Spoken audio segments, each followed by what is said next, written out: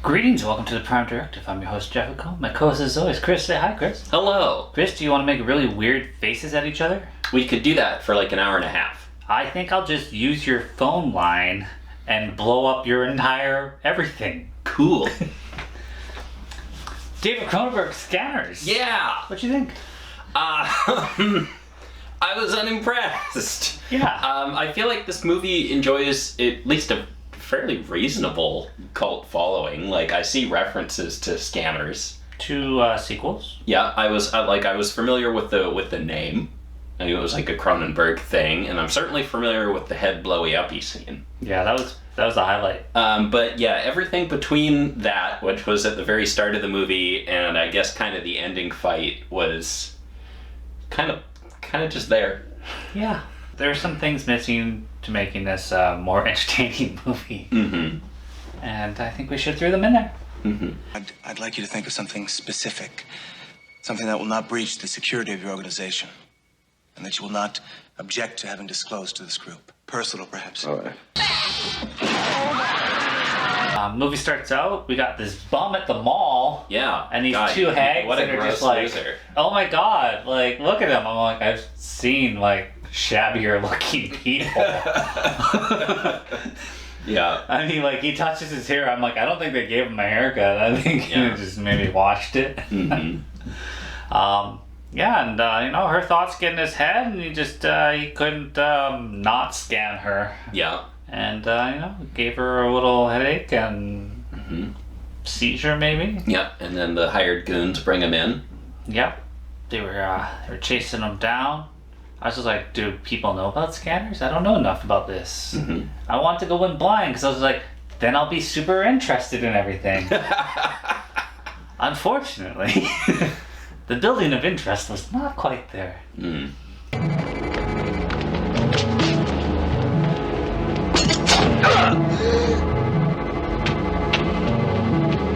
They strap him down in a room. You have Dr. Ruth or whatever his name was. And he brought a bunch of people in, and you could just hear their voices, and they just wouldn't shut up. What the hell who were all those people? Now that I think about it. They were just audience members brought in to Watch him sleep. pretty much and watch him freak out. They wanted him to detect all their thoughts. Yes. And he did. Great. Till he was given the drug, and then he could sleep. Okay. Yeah. For a scene that went on for a while, there wasn't much payoff. Yeah, I was kind of assuming this was these were all other scanners. Yeah. Yeah, no, they weren't. They were just regular people. They're just dudes. I thought, like, it was gonna be an exercise to, like, get him to, like, signal them out and be like, okay, like, how to turn off the voice and how to stuff, but no. Mm-hmm. In fact, his whole training was pretty terrible. It was one guy, and it was like... Yeah, so super easy to give this guy a heart attack. And he even said it kind of menacingly, and I was just like, oh, okay, where are we going with this character? No, we're not going anywhere with this character. Yeah. Yeah. They got the guy that can control his heart rate, and they're just like, okay, I want you to make his heart go faster, faster, faster. Yeah. And then, like, stop. And then I like the part where, like, he's about to drug him, and then he, like, comes out of it, and he's just like, you're right, that was easy. Yeah, and he says it like, yeah. Like, I could kill you too, Doc. Watch yourself. Yeah. But I wasn't too impressed with our lead actor, so maybe he just didn't deliver it very well. I don't know why I liked him. I liked him, but, like, his line delivery was terrible. In a lot like, of places, say this word. Yeah. How do you like it? I'm not sure. I think I'm a bit afraid. Why? I feel so exposed. I can hear myself. Keep saying I these have lines. memorized my lines. Yeah. Yeah, pretty much. I am going to hit my mark and say this thing. We got that one scene with Revok at the beginning where it's just like, the guy's just like, all right, I'm going to show you guys what scanning is. Can I get a volunteer? And Ironside's just like, I guess I'll do it. Yeah. And then he blows that guy's head up. That was pretty cool. That was. And then not even that bad. Like, they drag him outside, and they're like, oh, we're going to drive you somewhere. And then he manages to crash the car. Yeah, and we're showing people off the shoot. power of, the scanners here. And I'm like, yeah, we're setting it up. Oh. Well, that's what they kind of say. shit we The can do first, in the movie. like, 5-10 minutes or whatever, you set up your world. You'd be like, okay, these are the limitations, and these are the things you can do. And then at the end of the movie, you just ignore them, and they can do anything. Yeah, like, I feel like we really really didn't understand what exactly their powers were. Yeah. And because the doctor says pretty explicitly, oh yeah, you're connecting to another nervous system. So why can we push people around? Because he does that in like the artist guy's house. Vale goes to find the artist who has a community that can help him control the power, which it seemed like he was seeking training, but he wasn't. Mm-hmm. He was just kind of trying to get the Revok, and so all these people with shotguns and terrible aim come in and just start blasting away. Yeah. And like he gets in all their heads, which was cool. I liked it. Yeah. That part was cool. And then like suddenly people were getting thrown around. I was like, all right, like even if you told his body to jump back, like it physically couldn't have done that. So you have telekinesis as well. Apparently. Yeah. What I was shown was telekinesis, which is not what I was told. And then we also have pyrokinesis. Yeah, but that's fun. That is cool. Yeah. Let's do some. I've never really heard of pyrokinesis before. But I think is that Carrie that did that? There's a Stephen King novel. Literally Firestarter. Yeah, there's been pyrokinesis. Yeah, Drew Barrymore, Firestarter. Yeah. I'm sorry. I'm sorry, but you don't understand. You don't know Revok. You don't know how evil he is, how powerful he is. You don't know anything. They gave us, not even gonna say a love interest, but maybe they should have. Yeah, that's true. We didn't even do that. Because like the interest there, she just kind of tagged along for whatever reason. Yeah. But sometimes she'd stare at people. Yeah. Yeah. Yeah, but like, I don't know. That adds a layer when you add a love interest to a story. Mm-hmm.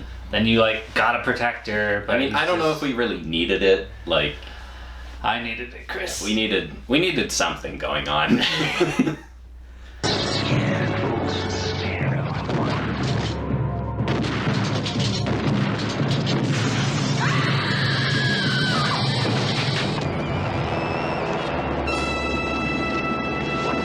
Yeah, he went by the art place, and he met the girl there, and then he met also her this guy, circle group. This guy who's been living on the streets his entire life, just remarkably good at all this stuff. You know, his training was one thing, and then suddenly he was top secret agent man. Yeah. And it's just like, oh, he's just wearing his fancy suit. Yeah, I need this for my apartment in France. Like, I kind of like this guy, like the confidence that he has and all that. But like, again, where did you learn this? You just suddenly have it. Yeah. Goes to the hotel. He's like, "Do you have a package for me?" I'm like, "Yes, Mr. Bond. Here you go." Yeah. Here's some drugs. Mm-hmm.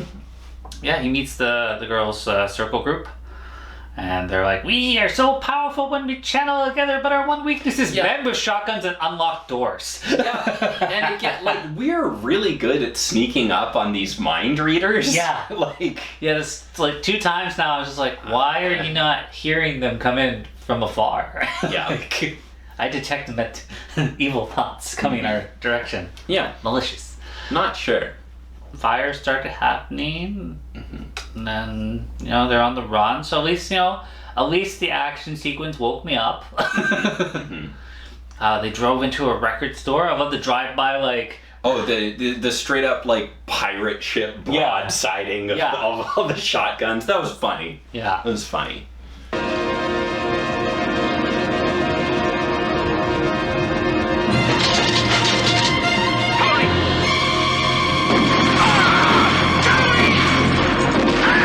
Later, there's drive-by like trank dartings. I was like, that's kind of cool. Mm-hmm. Like, nobody gets hurt, and it's kind of funny. They're in a hospital, clinic or whatever, and babies are scanning her. Mm-hmm. And again, interesting idea. I guess that's what the sequel would explore, because we didn't actually do anything about all these, presumably thousands, tens of thousands, hundreds of thousands of children about to be born as scanners. Yeah. Well, they'll need training. Mm-hmm. One day. Kim. Vale. Ironside shows up at the end, tranks him, takes him back to his place, and has a pleasant conversation with him. Yeah. And it's just like, hey, the doctor, Ruth, he's your dad, and I'm your brother. Yeah. And I was like, every time Ironside is on screen, I like him because he's like actually making me interested in the film. But when he's not on the screen, which is most of the movie, I am bored. I have to agree with that. Yeah, the scenes with him were probably the strongest. Yeah, well, I think he was probably the strongest actor in it. Yeah. Even Ruth, like, he's sitting there getting a call. He's like, I need to come in. I've got a witness. Oh, okay. Call me back in 10 minutes. I wasn't sure what was up with him because he was like completely unable to sit upright. Yeah. Was that supposed to be a character thing? Because every time we saw him in a chair, he was just like this. Yeah, I don't know. I thought, like, was he chasing the dragon? Was he just getting drunk at a gentleman's club? Like... Don't know. And we had this weird internal monologue. Yeah. About the programmer. I'm like, what is this? Yeah, he just wanders into a room and starts talking to himself and, like... Gets shot and dies. Yeah. Okay. We saw the one ability where the girl made one of the guards see it as mom. Yeah, that seems reasonable.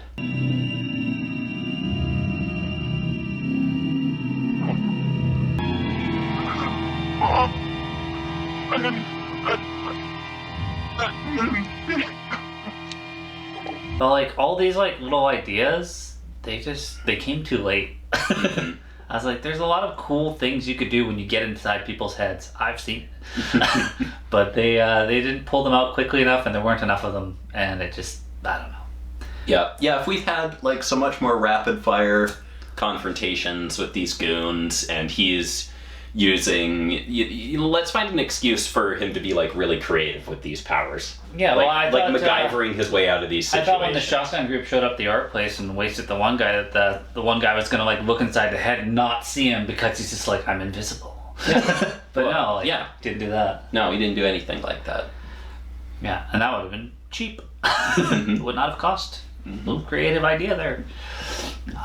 Yeah, so you get the Ironside talk. We're brothers. We should be working together. And then, you know, in that kind of confrontation, if you're not going to use a positive tone, well, your brother's going to turn on you.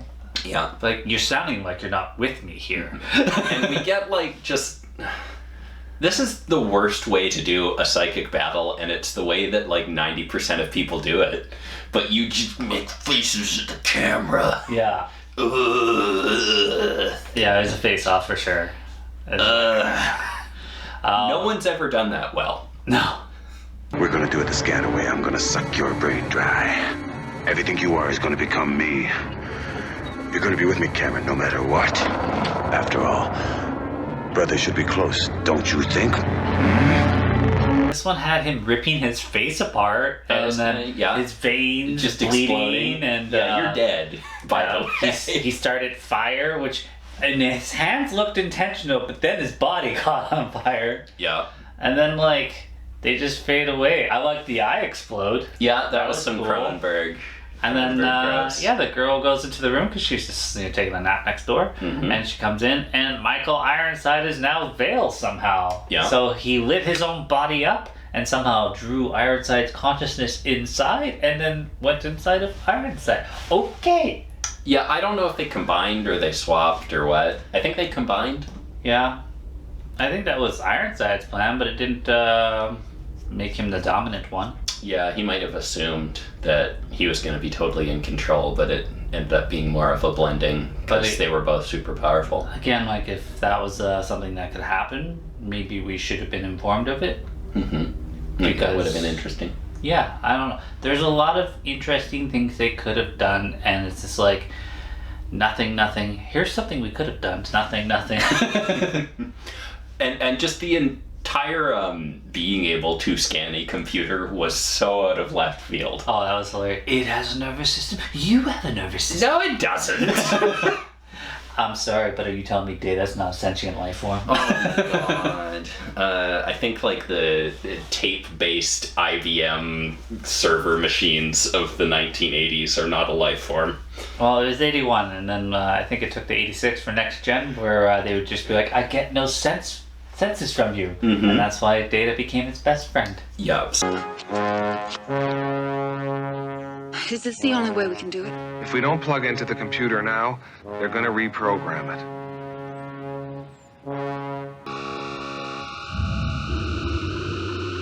So that was just... I sat up straight and said, what? When he was talking about scanning the computer. Yeah, okay. That was dumb. What? That was dumb. Didn't make a lot of sense. But it did lead to a telephone booth exploding, of which I was like, oh, the booth's gonna explode now. Yeah. And that's why we don't have telephone booths anymore, because they're dangerous. They all blew up. Yeah. That was just fucking ridiculous. And then the guy still has his gun out after threatening them, like, oh, shut it down, and then everything starts exploding, and the one guy's just like, oh, you won't need that. We're perfectly safe with these computers. Yeah. And then apparently he died there. I was like, you didn't even show that. No fireworks.